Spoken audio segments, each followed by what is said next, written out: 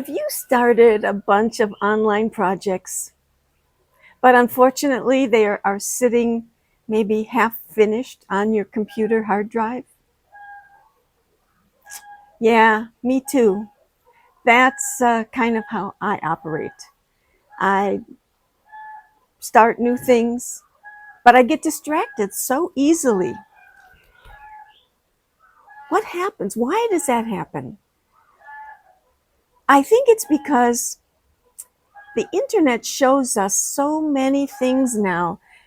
It didn't used to be like this. We'd start a project at home, building something or learning something or whatever, but we didn't have the internet always interfering and showing us new, exciting things that take us away and think, oh, wouldn't that be great? I'd rather do that. So, yeah, it's easy to get sidetracked now. This fast moving world is showing us more than we can possibly handle. Each day, each hour, each minute, they're showing us so much. I don't say that I ever give anything up. I don't. I just get distracted by something that's far more exciting, or seems some more exciting at least. And so I move on to something new and I think, oh, wow, now I'm going to learn this. And then I get part way through and I'm enjoying it usually. And then something else comes along. And I think, oh, well, that's even better. Let me go try that. Yeah. So, have you got any half written novels on your hard drive? Yeah, I do. What about, did you ever start a blog and then you left it because something else seemed more exciting? Yeah, me too. I did that also. Did you ever try retail arbitrage? That's where you buy things at a discount price and sell it at a more expensive price on eBay or Amazon. Yeah, I tried that too. Yeah, I did. And I really liked that one. I'll explain a little bit later why that didn't work out for me. Well, in any case, it sounds like both of us have this BSO syndrome. BSO, bright, shiny object. And there are bright, shiny objects all over the internet. Things that before the internet came along, we didn't even know about. So, it is the irresistible urge to keep trying something new. And I'm curious. I'm very curious. I love learning new things. And so, of course, it's natural for me, and maybe you, to just jump and try something new. Maybe you got a little bored with what you were doing, and so you tried something new. Yeah, I'm not inconsistent or indecisive. Well, maybe I am inconsistent sometimes. My brother once said to me that, and he's known me a long time. He said that he'd found me to be inconsistent throughout my life, except for my dogs. He said that's the only thing that you've ever been consistent about is your dogs and your love for dogs and taking care of them.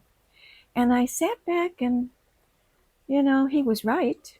It's true.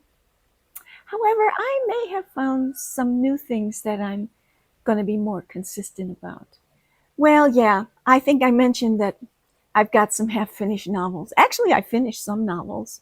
I never expected I was going to be the most famous writer or the best writer even, but I thought my stories would be good enough that people would be interested to read them, but they weren't really very successful. So then I thought, well, why not write PLR? A friend of mine called and said, I'm going to do PLR. Why don't you do it too? And I'm a good writer, and that sounded kind of interesting. Private label writes PLR. And you write something, and then you sell it to anybody who wants it. So the same content goes to many people. And I thought, well, that's good. And so I did some PLR about traveling, and I sold a few, but it wasn't great. So then remember I mentioned I did retail arbitrage. I used to buy things at discount at a certain big store. I'm not going to mention the name. I don't want to get in trouble on YouTube. I used to buy things at deep discount. It was a really good deal. And I would have them shipped to a place, an agent in central Illinois. And she had a company where she would package everything up the way Amazon wants you to do it. And then she would ship it off to Amazon. And I sold stuff right and left.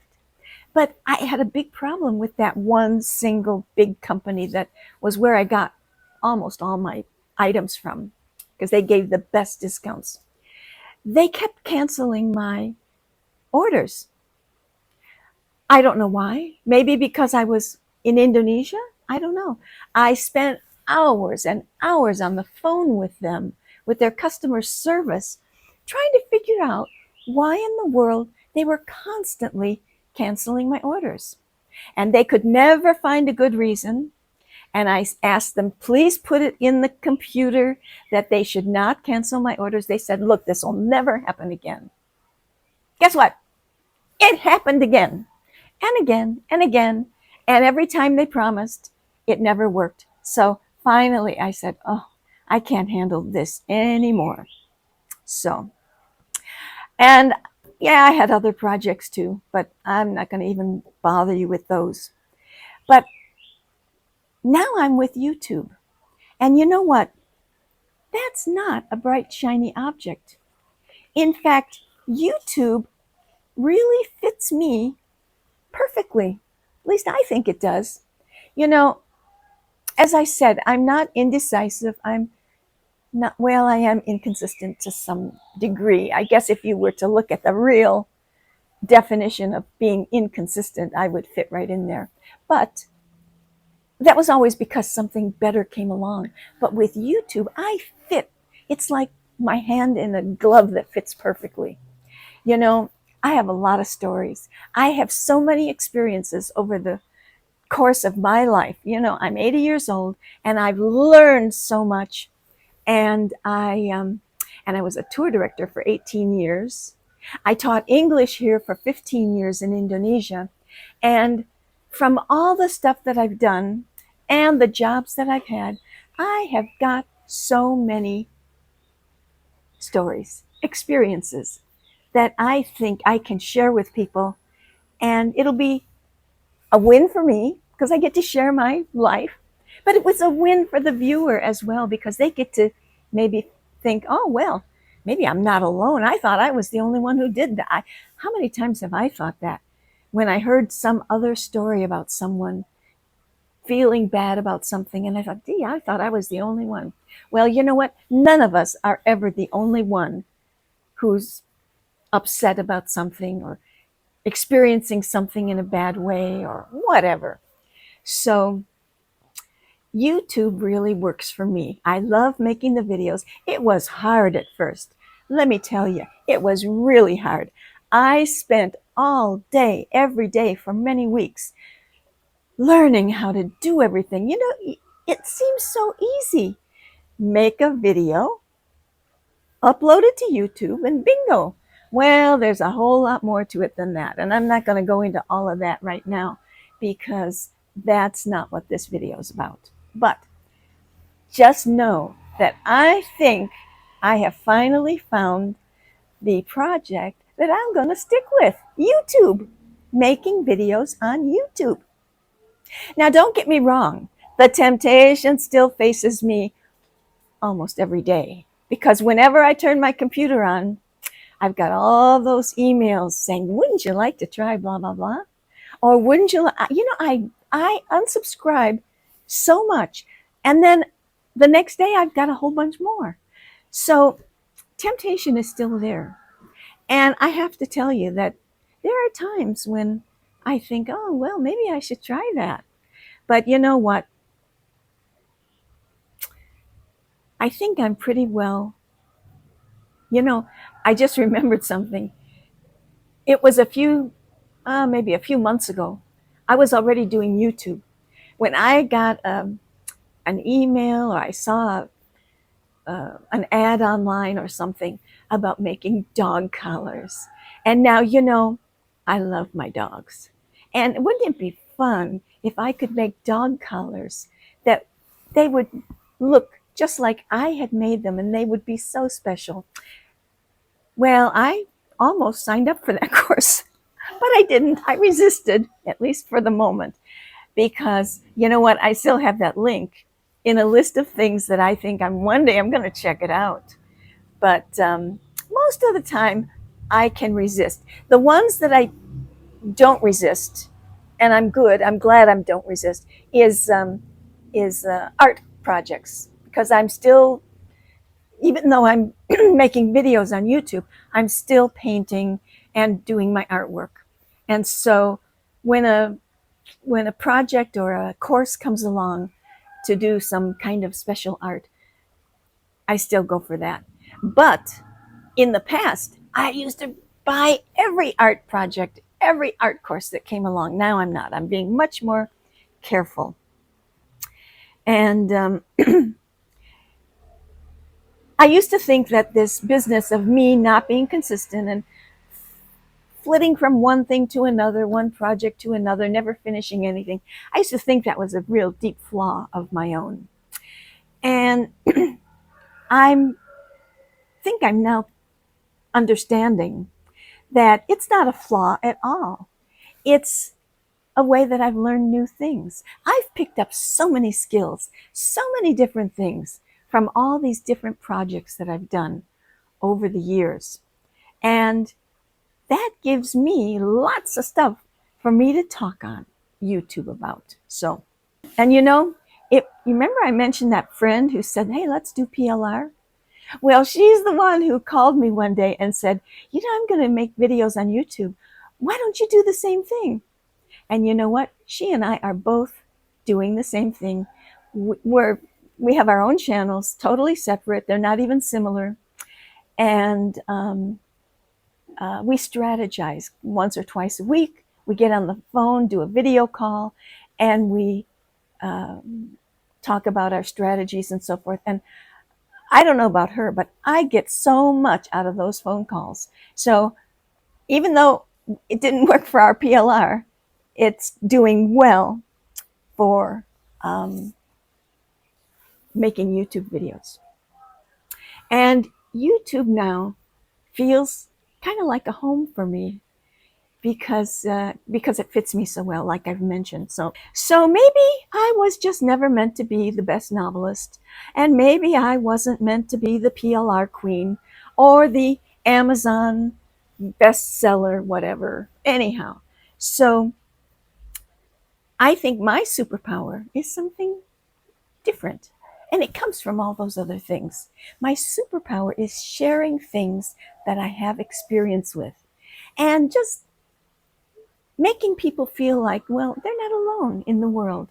Even though maybe, like me, they might be an introvert and staying at home a lot.